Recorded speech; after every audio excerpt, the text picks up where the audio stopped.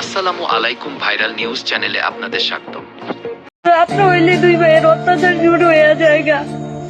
আমি টিকতে পারতেছি না ঘরে, আমি কি করবো আমি দিশা পাইতেছি না। দিশা না পাই আমি আজকে নড়িয়া থানায় গেছি, আর ওরা আমার মাইরা আমার অসুস্থ করে লাগছে।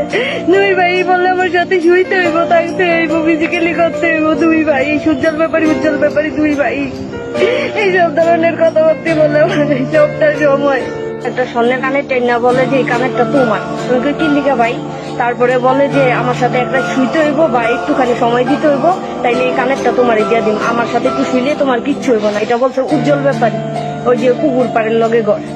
তোমার ভাবি বাসায় নাই তো, এখন আমার লগে একটু ফিজিক্যালি করো, আমার লগে একটু খারাপ ইয়া করো, আমার লগে একটু ফিজিক্যালি করো, আমার লগে একটু থাকো, আমার লগে থাকলে কোনো সমস্যা হইব না, আমি কেউ জানাই না।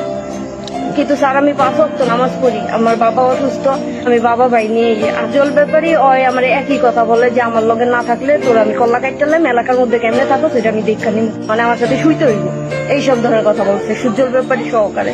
স্যার আমি একটা অসহায় মানুষে আপনাদের কাছে রেকর্ড করতেছি, ও দুই ভাইয়ের বিচার করেন।